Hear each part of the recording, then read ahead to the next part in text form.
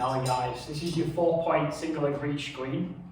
So this screen essentially is to look at our balance on one leg, but also what our mobility is like on one leg as well, and stability is like on one leg. So, are we able to move around from side to side, return to that centre point effectively without losing our balance.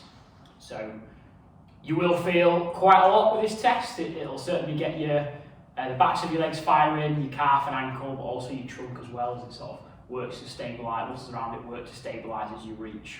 So this is a 5-point scoring system. So the maximum score you can get for this test is 5, and from there you'll have a criteria of 5 points, and if you hit them, you manage them, then you score a point for each one, and the total score you get is out of 5.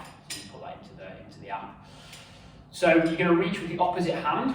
Okay, so as you're performing the movement, whichever leg you're stationary on, right, so whichever leg is on the floor, you're reaching with the opposite hand. Okay, so that's called the contralateral movement. Contralateral, like a diagonal sort of movement, if you imagine. From there, you want a marker to be about 10 centimetres around each side of the foot. So I'm just using these tiny little plates here, but you can use anything that, a pen, pens, whatever you've got, post-its that just acts as a marker. Okay, so from here, you can use a tape measure, and you can get 10 centimetres, and do it like that. If you don't have a tape measure, or you don't want to go through that much effort, you can also just put your foot, so you can see, you just put your foot, and you'll do half a foot. So for example, if I do it now, half a foot, the plate's going to go, the edge of the plate is going to go, the inside edge of the plate is going to go half a foot to the front, half a foot to the outside, half a foot to the back, okay, and then half a foot to the side as well, okay. So it should be a relatively even square around your foot. It'll be a little bit off at the back, but yeah. Okay, so from there, you've got your markers in all 4 directions, front, side, inside and back. Okay, you're reaching with the opposite hand, and the point only counts if you perform at both sides. So what I normally say to people doing this test is, if you can perform your good side first, then you might score better, but then also you've got a bit more motivation and intent when you're going for the bad side, because you've already got them points on the board from the good side. You just got to try and match it on the bad side. Whereas if you start on your bad side, you might be off to a bit of a bad start, and you might lose your head a little bit. So although it's just a fun test, but you get some good information from it. But in terms of motivation to do better, I'll actually normally say start on your good side and then do your best on your bad side. Okay. So from here, all we need to do is we need to reach for each of the markers, coming back to the top every single rep. Okay, and we try and do that 3 times over. Okay, so now that we get into the point scoring system, so the first one is, can we touch all 4 markers that our foot touching the floor, and that's going to be 1 point. Okay, the second one is, can we perform 3 sets without our foot touching the floor? So can we perform 3 sets of 1, 2, 3, 4, 1, 2, 3, 4, 1, 2, so 12 reps essentially without the single leg touching the floor. And then finally, so that's the second point, and then from there is, can we perform 1 set? So you can do this all in one go, but can you do 1 set in under 10 seconds?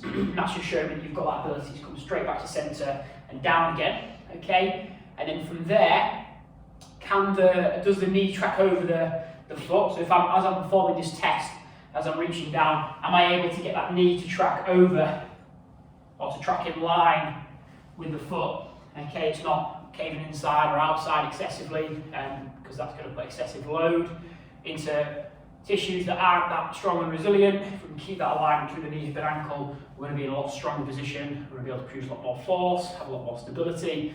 And then the final point, so point number 5, is going to be, is there a consistent hip hinge? So as I'm reaching down here, am I consistently from each position hinging at the hips? And I'm not just stooping over like this to reach down. So they're the 5 criteria. So 1, can you touch all 4 markers?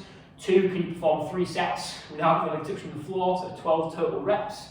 And 3, can you perform 1 set in under 10 seconds? So can you touch each 4 in under 10 seconds? Is the knee tracking in line with the foot? and finally, is there a consistent hip hinge? Okay, and again, these are for both sides. So it's nice and clear, I'll do a run for you. So I'll start my left leg, front, back, or side, sorry, back. Okay, and hopefully that was under 10 seconds. I'll go again.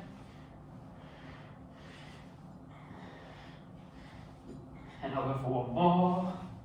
Notice it's the opposite hand. Okay, and that'll be 3 reps. So 3 reps, I touched all 4 markers, so 2 points there. Foot didn't touch the floor, yeah. I performed 1 set in probably under 10 seconds. I would watch the video back, but I would probably say that. Knee was tracking over the foot, and there's a consistent hip hinge. So I would score a 5 on that, on this leg. Now if I try the other leg, let's see. Same again, opposite hand.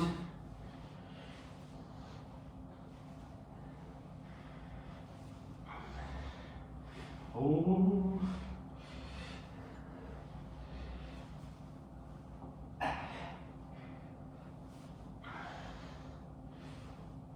No, back on.